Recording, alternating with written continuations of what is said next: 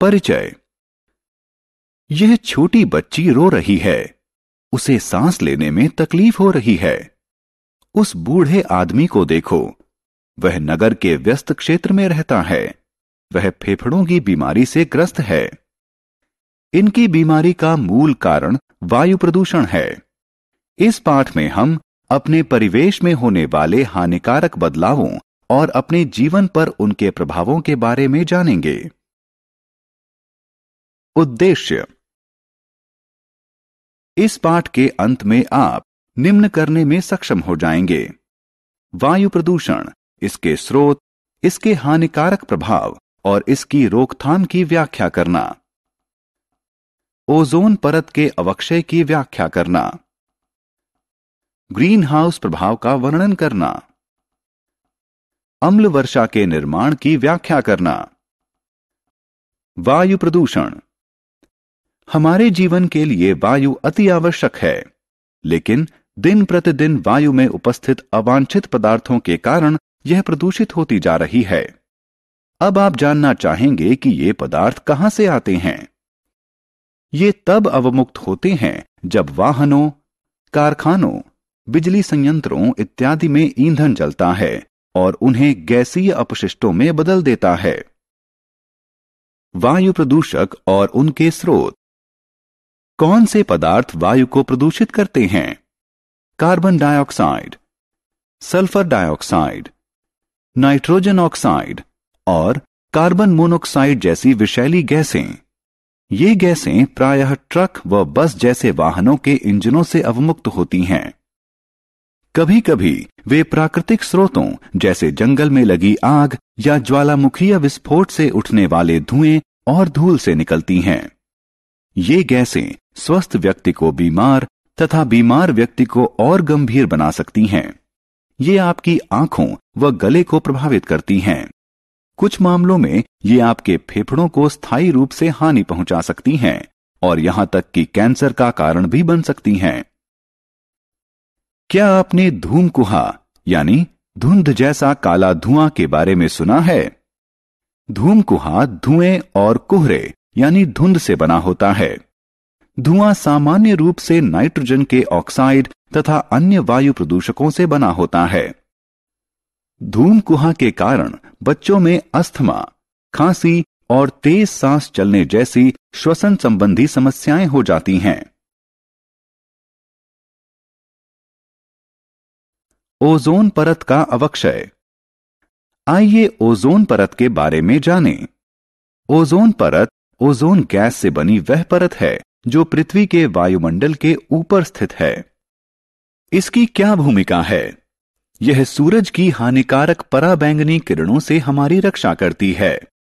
Air conditioner, refrigerator और अग्निशामक यंत्र वायुमंडल में क्लोरोफ्लोरोकार्बन अवमुक्त करते हैं और ओजोन परत में छेद करते हैं। CFC एक अन्य प्रकार के वायु प्रदूषक हैं। हम ओजोन परत के होल में कमी करने हेतु क्या कर सकते हैं? हमें ओजोन परत को अवक्षय से रोकने के लिए CFC की तुलना में कम हानिकारक पदार्थों का इस्तेमाल करना चाहिए।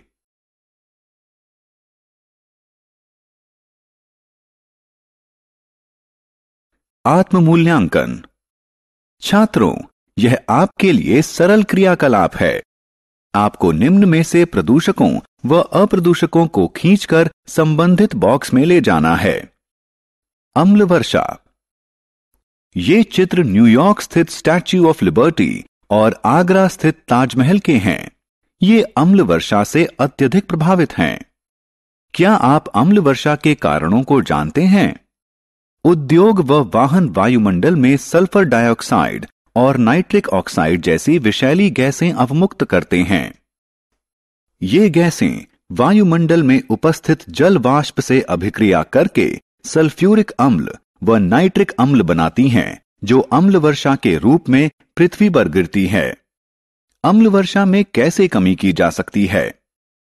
कंप्रेस्ड नेचुरल गैस यानी CNG और लिक्विड पेट्रोलियम गैस यानी LPG जैसे स्वच्छ ईंधनों के प्रयोग से अम्ल वर्षा में कमी की जा सकती है। ग्रीन हाउस प्रभाव। बहुत ठंड है, इससे पौधे नष्ट हो सकते हैं। क्या तुम्हें पता है कि इन पौधों को अत्यधिक ठंड से बचाने के उपाय किए जा सकते हैं? क्या उपाय किए जा सकते हैं? हम उन्हें बचाने के लिए ग्रीन हाउस प्रभाव का इस्तेमाल कर सकते हैं। ग्रीन हाउस प्रभाव, वह क्या होता है? इस घर को देखें।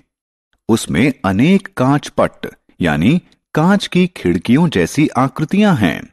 इसे ग्रीन हाउस कहा जाता है।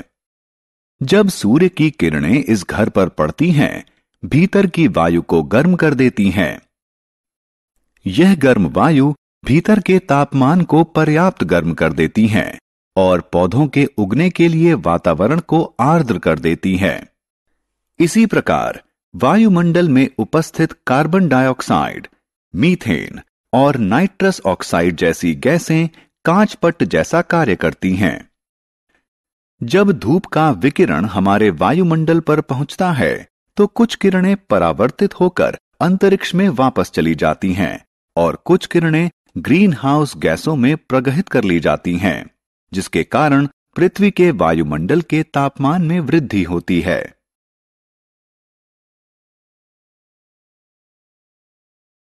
Global warming. ग्लोबल वार्मिंग का तात्पर्य है कि पृथ्वी के तापमान में वृद्धि हो रही है। वैज्ञानिकों का मानना है कि आने वाले वर्षों में पृथ्वी के तापमान में और वृद्धि की संभावना है। वैज्ञानिक कहते हैं कि कार्बन डाइऑक्साइड जैसी ग्रीन हाउस गैसें धूप की ऊष्मा को प्रगहित कर लेती हैं और पृथ्वी के वायुमंडल के तापमान में वृद्धि करती हैं। क्या आप पृथ्वी के वायुमंडल के तापमान में वृद्धि के परिणामों के बारे में कल्पना कर सकते हैं? इससे ध्रुवों की बर्फ पिघल जाएगी, जिसके कारण समुद्रों के जल स्तर में बढ़ोतरी हो जाएगी और निचले क्षेत्रों में बाढ़ आ जाएगी। यह स्थिति वहां रहने वाले लोगों, जीव जंतुओं और वनस्पतियों के लिए भयंकर रूप से हानिकारक हो सकती है। वायु प्रदूषण की रोकथाम के लिए क्या किया जाना चाहिए? छात्रों, क्या आप बता सकते हैं कि हमें वायु प्रदूषण में कमी करने के लिए क्या करना चाहिए? वायु प्रदूषण रोकने के अनेक उपाय हैं जिन्हें हम अपना सकते हैं। हम स्वच्छ ईंधन जैसे कि सीएनजी, एलपीजी और सीसा रहित पेट्रोल का इस्तेमाल कर सकते हैं। हम जीवाश्म ईंधन के बजाय सौर ऊर्जा, जल शक्ति और वायु ऊर्जा का इस्तेमाल कर सकते हैं। हम वृक्षारोपण भी कर सकते हैं। सूखे पत्तों को जलाने के बजाय हम उनसे कंपोस्ट खाद बना सकते हैं। कम दूरी तक आने जाने के लिए हम अधिक से अधिक पैदल चल सकते हैं। मोटरसाइकिलों के स्थान पर साइकिलें इस्तेमाल कर सकते हैं तथा लोक परिवहन के साधनों का इस्तेमाल कर सकते हैं। सारांश। आइए हमने जो कुछ सीखा है उसे संक्षेप में दोहराएं। अवांछित पदार्थों द्वारा वायु का दूषित हो जाना ही वायु प्रदूषण कहलाता है। जो पदार्थ वायु को दूषित करते हैं उन्हें वायु प्रदूषक कहा जाता है। Carbon monoxide, nitrogen oxide, carbon dioxide, methane और सल्फर डाइऑक्साइड प्रमुख वायु प्रदूषक हैं। ग्लोबल